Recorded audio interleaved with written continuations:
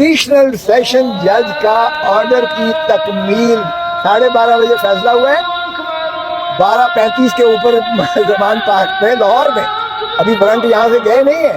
لاہور میں پولیس نے گرفتاری کے لیے پہنچ گئی ہے, سارا گھیرے میں لے لیا اور ان کو گرفتار بھی کر لیا گیا, جبکہ ابھی وارنٹ یہاں سے اسلام آباد سے لاہور جانا اتنی صورت کے ساتھ ممکن ہی نہیں.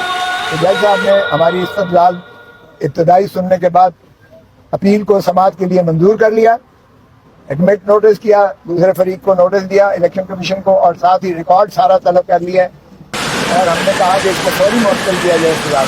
اس پر انہوں نے نوٹس دے کر ارلی ہیئرنگ کے لیے ہم نے اس میں استدعا ضرور کی کہ آج ہی اس کو جو ہے کر لیجئے گا, کیونکہ یہ اتنا واضح طور پر بدنیتی مترشح ہوتی ہے کہ یہ تضحیق ہوگی اور عدالتی نظام جو ہے کے اوپر ایک بہت بڑا سیاہ دھبا ہے جس انداز سے ایڈیشنل سیشن جج صاحب نے اس کیس کو یکسو کیا ہے. سزا کے خلاف جو ایڈیشنل سیشن جج ویسٹ اسلام آباد نے سنائی تھی, جس میں 3 سال انہیں سزا دی گئی تھی, 1 لاکھ جرمانہ اور 5 سال کی نااہلی, اس کے خلاف اپیل آج چیف جسٹس عامر فاروق صاحب کی سربراہی میں جسٹس جہانگیری صاحب ڈویژن بینچ کی شکل میں آج ان کی سماعت شروعات ہوئی, جس میں میں نے پہلے ہی کھڑے ہوتے کہا کہ جناب آپ پیٹر فیملیس ہونے کے ناطہ سے چیف جسٹس ہو, اور آپ چیف جسٹس جو ہے وہ باپ ہوتا ہے, اس صوبے کی عدلیہ کا باپ ہوتا ہے, اور عدلیہ ہی کا باپ نہیں ہوتا ہے, وکلاء کا بھی جو کے ساتھ منسلک ہوں وہ ان کا بھی باپ ہوتا ہے.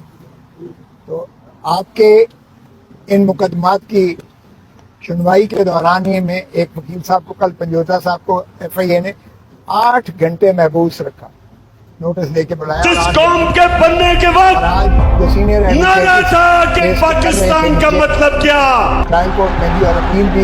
میں چاہتا ہوں کہ میری نوجوانوں کو سب کو پتا ہو کہ ہم ہیں کیا, یہ کیوں ملک بنا تھا. ہمارا ملک بنا تھا اسلام کے نام پہ, ایک آئیڈیالوجی کے نام پہ. ہماری بنیاد ہی رکھی گئی تھی اسلام پہ, اور ہمارے جو فاؤنڈنگ فادرز تھے قرارداد مقاصد کے اندر انہوں نے کہا تھا کہ ہم ہوں گے اسلامی فلاحی ریاست جو کہ مدینہ کی طرز پہ چلے گی.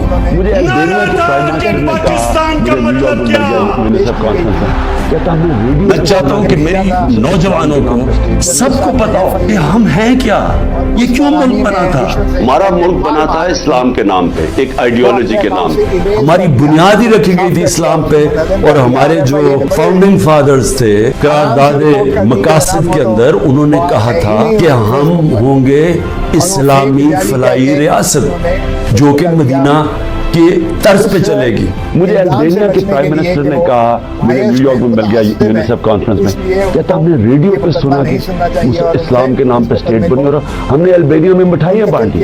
تو ایک وقت پہ ہم نیلسن منڈیلا نے مجھے کہا کہ ان کا جو ہیرو تھے وہ گاندھی اور قائد اعظم تھے. ہم مثال دے سکتے تھے مسلمانوں کو کہ ایک ڈیموکریٹک اسٹیٹ ایک اسلام کے نام پہ بنی ہے, جس میں انسانیت ہے, جس میں ویلفیئر ہے, جس میں عدل اور انصاف. پاکستان صرف ایک طرح اٹھے گا کہ ہم جو اللہ نے ہمیں حکم دیا ہے کہ نبی صلی اللہ علیہ وسلم کے قدموں پہ, ان کی سنت پہ, ان کی شریعہ پہ چڑھو, ان کے راستے پہ ہی یہ ملک اٹھے گا. اور ان کا راستہ یہ تھا جو مدینہ کی ریاست نبی صلی اللہ علیہ وسلم نے جو اصول طے کیے تھے, جب ہم ان اصولوں پہ چلیں گے آپ دیکھیں گے کہ دنیا میں یہ ملک اٹھتا کیسے ہے.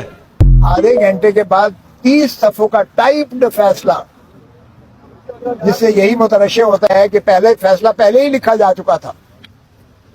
اور پھر ہم نے یہ بھی بتایا کہ جناب آپ دیکھیے گا کہ کتنی آپ کی تصدیق ہوئی ہے. میں نے آرٹیکل 203 پڑھ کے سنایا, جس میں چیف جسٹس جو ہے ہر عدالت عالیہ کا اپنی سبارڈینیٹ جوڈیشری کی سپروائز کرتا ہے اور کنٹرول کرتا ہے. سپروائز اور کنٹرول, میں نے کہا جی آپ کی سپرویژن اور آپ کے کنٹرول کے نیچے جو کچھ ہو رہا ہے آپ دیکھ لیجئے گا. کہ جب انہوں نے ہماری ڈیفنس کو کلوز کیا, یعنی یہ آج تک نہیں ہوا تاریخ میں کہ وکیل کو جو موکل ہے, سائل ہے, وہ صفائی کے گواہ دے اور عدالت مسترد کر دے کہ میں تمہارے گواہوں کو مانتا ہی نہیں اور لیتا ہی نہیں ہے, اور یہ جو ہے فضول ہے اور یعنی بے وقت ہیں. یہ آج تک نہیں ہوا تاریخ میں. اور اس کے خلاف نگرانی خود چیف جسٹس صاحب نے اس میں ایڈمٹ کر کے منظور کر کے سماعت کے لیے نوٹس دے کر سارے فری کیمپ کو کل کے لیے طلب کر رکھا ہے. تو ظاہر ہے ایسے میں کوئی بھی ٹرائل کورٹ ایڈیشنل سیشن جج جو کوئی بھی ٹرائل کورٹ جو ہے وہ آگے نہیں بڑھ سکتی ہے, فیصلہ نہیں کر سکتی ہے جب تک اس درخواست کو یکسو نہ نپیٹا جائے. کیونکہ اگر وہ منظور ہوتی ہے تو پھر ظاہر ہے کہ صفائی کا گواہان ہوں گے, اس پر جو ہے پروسیکیوٹر اپنی جرح کرے گا اور اس کے بعد اگر وہ چاہے گا تو اس کی ریبٹل میں کوئی اور پریس کرے گا اور پھر جو ہے بحث ہوگی اور پھر فیصلہ ہوگا. تو یہ ڈیو پروسیس آرٹیکل 10A اسی چیز کا متقاضی ہے جو بنیادی حقوق سے متصادم ہے.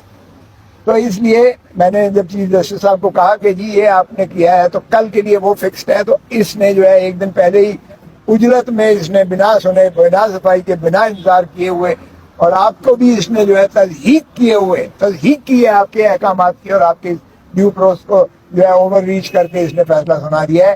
یہ کسی بھی ضابطے سے اس فیصلے کو اسی بنیاد پر قدم کیا جاتا ہے. پھر میں نے انہیں بتایا کہ جناب آپ ملاحظہ فرمائیے گا ذرا کہ اس میں جو شک ہے, جو دفعہ ہے یہ الیکشن ایکٹ کا جس کے تحت سزا کیا ہے, اس میں حد سزا 3 سال ہے یا اور اینڈنگ یا جرمانہ, صرف 1000 روپے جرمانہ بھی ہو سکتا تھا یا دونوں چیزیں. اس میں نے کہا 3 سال نہ صرف فل سزا دی ہے, 1 لاکھ کا اسے صرف اختیار تھا جرمانے کا, وہ بھی اس نے اپنا پورا کیا. 5 سال نااہلی کا اسے درخواست تھا, اس نے وہ بھی پورا کیا. تو مجھے وہ وقت یاد آیا گیا جس طرح جب بے نظیر بھٹو صاحبہ کو جب وہ چل رہے تھے SGS اور ٹیکنا کے کیسز, عاصم علی زرداری اور محترمہ بے نظیر بھٹو صاحبہ کے, اس وقت کے بھی یہی وزیر اعظم جو موجود ہیں اور ان کے بڑے بھائی صاحب جو سپریمو ہیں, ان کی حکم پر فل ڈوز اس کو دو. وہ ہم نے ٹیپیں چلائی تھی, سب کو یاد ہے جسٹس ملک قیوم مرحوم صاحب کا جو وہ ہم نے ٹیپیں چلائی تھی اور انہوں نے کہا فل ڈوز دو اور پورا جرمانہ کرو اور پوری جائیدادیں ان کی ضبط کرو. وہ بھی ہم نے وقت دیکھا. یہ ایگزیکٹ ریپلیکا وہی کچھ ہوا ہے. ٹیپ تو ہمارے پاس نہیں ہے لیکن کرائم یہی بتا رہے ہیں. اور پھر دیکھیے گا ترا اس پر کیا ہے, ایڈیشنل سیشن جج کا آرڈر کی تکمیل 12:30 بجے فیصلہ ہوا ہے, 12:35 کے اوپر زمان پارک میں لاہور میں, ابھی وارنٹ یہاں سے گئے نہیں ہے, لاہور میں پولیس نے گرفتاری کے لیے پہنچ گئی ہے, سارا گھیرا میں لے لیا اور ان کو گرفتار بھی کر لیا گیا, جبکہ ابھی وارنٹ یہاں سے اسلام آباد سے لاہور جانا اتنی صورت کے ساتھ ممکن ہی نہیں ہے. اور ویسے بھی وہ چونکہ دوسرا صوبہ ہے, کیونکہ یہ صوبہ یہ اپنا کیپٹل کی اپنی جو ہے ایڈمنسٹریشن ہے وہ پنجاب کا صوبہ بنتا ہے, وہاں تو ویسے بھی ایک home secretary to home secretary جایا کرتی ہے اور پھر وہاں سے جو ہے پولیس کو جانا مقصود ہوتا ہے یا یہاں سے FIA جائے. یہ کوئی بھی دنیا کی برق رفتاری چلا دیں اس طرح نہیں پہنچ سکتی. اور وہاں سے اس کو عمران خان کو گرفتار کر لیا گیا اور اٹک جیل میں بھیج دیا گیا. اب ایک طرف تو یہ صورت ہے, ایڈیشنل سیشن جج کے حکم کی تکمیل دیکھیے کتنی تیزی سے ہوتی ہے, اور دوسری طرف سپریم کورٹ آف پاکستان کا 14 مئی کا فیصلہ واضح طور پر آتا ہے کہ 14 مئی کو الیکشن کروائے جائیں پنجاب میں, وہ ہوا میں بکھیر دیا جاتا ہے. یہ ہے ہماری ماشاءاللہ وفاقی حکومت کے کارنامے, یہ ہے PDM کی حکومت کے کارنامے.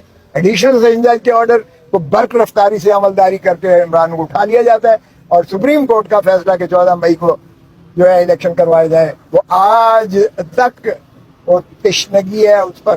حالانکہ جو نظر ثانی جو الیکشن کمیشن کی تھی جس طرح سے سپریم کورٹ نے مسترد کیا ہے, وہ اتنا ڈیمننگ ورڈکٹ ہے الیکشن کمیشن آف پاکستان کے خلاف کہ سارے ممبرز کو آئین شکنی میں ان کو آرٹیکل 209 میں ان کو برخاست کر دینا چاہیے, گھر بھیج دینا چاہیے, ان کو پابا سلاسل ہونا چاہیے جنہوں نے اس قوم اور ملک کے نہ صرف آئین کو توڑا ہے بلکہ جمہور کو حق کے ووٹ سے بھی محروم رکھا ہے, جمہور کو عوام کو پنجاب اسمبلی بنانے سے بھی محروم رکھا ہے اور اپنی حق کے حکمرانی سے بھی محروم رکھا ہے. اور پھر عجیب ایک طرح دیکھیے گا کہ CCI بیٹھ رہی ہے. او بھائی کون سی CCI؟